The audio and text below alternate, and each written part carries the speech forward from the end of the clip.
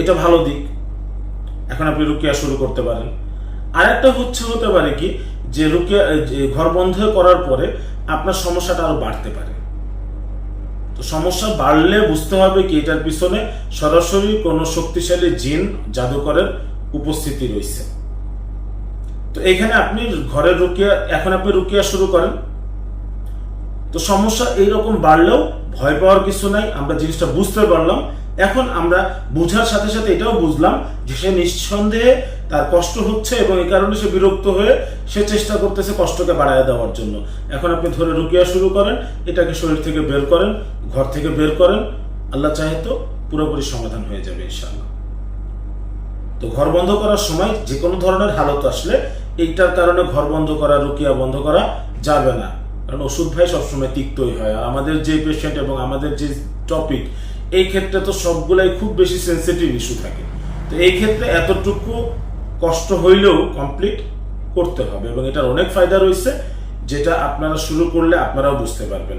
এখন যদি আপনি বলেন যে এখানে আমাদের দলিল কি, তো এই প্রত্যেকটা আমলই হাদিসের আমলের থেকে ইস্তেমবাদ করা, কিন্তু সরাসরি এই প্রসেসটা এইটা এককভাবে হাদিসে উল্লেখিত নাই। তো আপনি যদি বলেন যে না হাদিসে না হইলে আমি মানবই না, তাহলে আপনি ভাত খান কেন ভাই? ভাত খাওয়া তো হাদিসে নাই। যাই হোক, আমরা ওই বিষয়ে যাব না। কথা হচ্ছে যে এই আমলগুলা শরীয়তের বহির্ভূত না, আর আমরা জানি যে রুকিয়ার মধ্যে ওই বিষয়গুলোকে গ্রহণ করা যায় যেগুলো শরীয়ত সমর্থিত।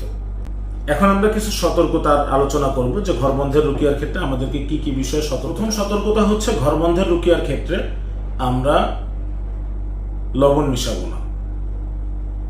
কারণ এখানে মা এর যে ধরনগুলা হয়, এর ভিতরে পানির যে মূল যে ফর্মটা, এটা নষ্ট করে দেয়। এমনকি আতর মিশানোর যে বিষয়টা আমরা বলেছি, সেটাও বলেছি আগে পানি ছিটানোর পরে যে। তো এই জন্য আমরা ঘর বন্ধের রুকিয়ার ক্ষেত্রে এখানে আমাদের রাকিব ভাইয়ের একটা ভুল করে, আমি ভিডিও লম্বা হবে এই জন্য এটা নিয়ে আলোচনা করছি না, জাস্ট নিষেধ করে দিলাম যে লবণটাকে এখানে আমরা মিশাবো না। দ্বিতীয়ত হচ্ছে আমরা ধূপ জ্বালাবো না। ধূপ জ্বালানো কিংবা ওই যে অনেক সময় কালো জিরার খৈল দিয়ে, তেল বের করার পর যে খৈলটা থাকে, ওইটা দিয়েও এক ধরনের ধূপ তৈরি করা হয়। অনেকে ধোকা খায় যে কালো জিরার প্রতি একটা আমাদের ভক্তি আছে, তো আসলে এটার গন্ধ তো বিদঘুটে। তো এখানে যে সুগন্ধির কথা বলা হচ্ছে, এই সুগন্ধিটা কালো জিরার ধূপ দিয়েও হবে না, সুতরাং ধূপের মধ্যে আমরা যাব না। এখানে আমরা কি ব্যবহার করতে পারি? আমরা উদ স্মোক ব্যবহার করতে পারি, বাখুর ব্যবহার করতে পারি। উদের যে পাউডারটা আছে, কাঠের যে গুঁড়াটা, এটাকে আমরা বার্নার পাওয়া যায়, বেশি দাম না অল্প দামেরও পাওয়া যায়, এগুলো দিয়ে আমরা চালাইতে পারি, কিন্তু ধূপ জ্বালানো যাবে না। এখন আসলে আমরা যে সমস্ত কাজ আমাদের ঘর বন্ধের রুকিয়া করলাম, ঘরে যাতে শয়তান প্রবেশ করতে না পারে, ইনশাআল্লাহ সহি তরতিবে করলে এই ঘর পবিত্র থাকবে, ঘরে শয়তান প্রবেশ করতে পারবে না। তারপরও আমরা জেনে নেই যে কি কি জিনিস আমার ঘর বন্ধকে নষ্ট করে দিতে পারে। এটার উত্তর আমি এক কথায় যদি বলি, তাহলে সোজা কথা হচ্ছে ঘরের মধ্যে ফেরেশতাদের আনাগোনায় বাধা হয় এমন কোনো বিষয় শুরু করলে শয়তান প্রবেশের সুযোগ পাবে।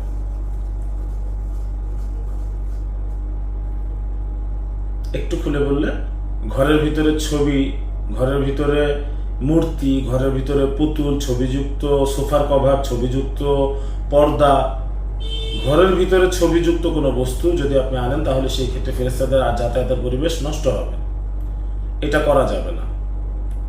আর ঘরের ভিতরে কোনো হারাম ইনস্ট্রুমেন্ট এগুলোকে ব্যবহার করা যাবে না। কোনো ধরনের মিউজিক বাজানো, আপনি বলতে পারেন যে ভাই কোন ঘরের মধ্যে মিউজিক ছাড়া চলে? ভাই অনেক ঘর আছে। আর আমাদের যদি জান্নাতে যাওয়ার ইচ্ছা করি আর দুনিয়াতেও যদি আমরা ভালো থাকতে চাই, তাহলে আমাদের তওবার দিকে ফিরতেই হবে। তো ঘরের মধ্যে টেলিভিশন চালাবেন, নেটফ্লিক্স, ইউটিউব, বিভিন্ন ধরনের সিরিয়াল দেখা, এরপরে বিভিন্ন ধরনের গান বাদ্য, অশ্লীল বিভিন্ন বিষয়াদি চলছে। এমনকি সেটা বিভিন্ন ধর্মীয় নামের সিরিয়াল হোক না কেন, যেমন নাউজুবিল্লাহ ইউসুফ জুলেখা আছে, এরপরে তুর্কি কি যেন সিরিজ আছে একটা, আর্তুগুল, এইগুলাও বলেন না কেন, এগুলোর মধ্যে স্পষ্ট পর্দা নষ্ট করা হচ্ছে। একজন বেগানা নারীকে দেখানো হচ্ছে, রোমান্স ইত্যাদি দেখানো হচ্ছে, এইগুলাও হারাম। শয়তান যেন আমাদেরকে ধোকায় ফেলতে। এবং আরেকটা জিনিস আমরা খুব ভালো করে খেয়াল করব, ঘরের ভিতরে কোনো ধরনের তাবিজ, তোমার, পাথর ইত্যাদি রাখা যাবে না। কেন? একটা হচ্ছে ভাই বড় শিরক, আর একটা হচ্ছে ছোট শিরক। বড় শিরক কেউ করলে সেটা ঈমান নষ্ট হয়ে যায়, আর ছোট শিরক কি করে? ছোট শিরক ঈমান নষ্ট না করলেও আমলকে নষ্ট করে দেয়। এখন আপনি এমন কোনো বস্তু যেটাকে হাদিস কোরআন উপকারী সাব্যস্ত করে নাই, এমন বস্তুকে আপনি ঘরের মধ্যে নিয়ে রাখলেন বরকতের উসিলায়, বা কোনো একটা ছবি টাঙায় রাখলেন, তাহলে সে ছোট শিরকের মধ্যে ঢুকলো। নিয়তকে ঠিক করে যদি করে ঠিক আছে, আর তাবিজ তোমার এগুলো তো করাই যাবে না।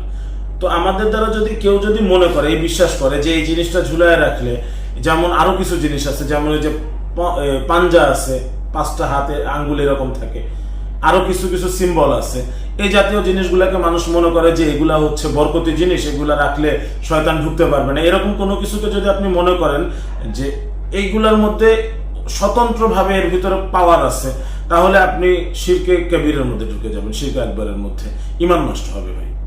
আর যদি আপনি এটাকে ওইভাবে মনে নাও করেন যে এটার মধ্যে স্বতন্ত্র ক্ষমতা নাই, কিন্তু কেউ বলেছে বা যে কোনো কারণে রাখছেন, সেই ক্ষেত্রেও আপনি শিরকে আসগরের মধ্যে পড়ছেন, আমলকে নষ্ট করে দিবে। তাহলে এই ধরনের কাজগুলো করা যাবে না। আর একটা জিনিস হচ্ছে ঘরের মধ্যে আমলের পরিবেশ রাখতে হবে।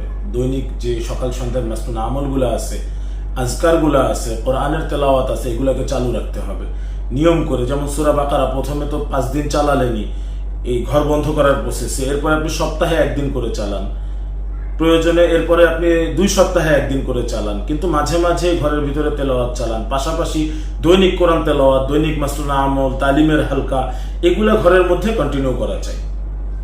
আর একটা জিনিস, ঘর কখনো অগোছালো রাখবো না, নোংরা অবস্থায় রাখবো না। বিশেষ করে নাপাক বস্তুকে কোথাও ফেলে রাখলাম, বিশেষ করে ছোট বাচ্চাদের ব্যাপারে এটা খুব বেখেয়ালি হয়। বাচ্চাদের নাপাকিকে আমরা অতটা খেয়াল করি না, অতটা ফলো আপ করি না। এই বিষয়ে সতর্ক থাকতে হবে। কোথাও নাপাকি জিনিস ফেলে রাখলাম, বা বাচ্চার টয়লেটের যে হচ্ছে পটটা, এটা ঘরের ভিতরে রেখে দিলাম না, এটার গন্ধে পুরা ঘরে একটা প্রস্রাবের গন্ধ ভরে গেল, এটা উঠানে রাখি, বাহিরে রাখি, ব্যবহার করে আবার বাহিরে রাখি, অথবা ব্যবহার করে পরিষ্কার করে রাখি। সতর্ক হতে হবে। এই বিষয়গুলো তো আমাদের সতর্ক থাকা জরুরি।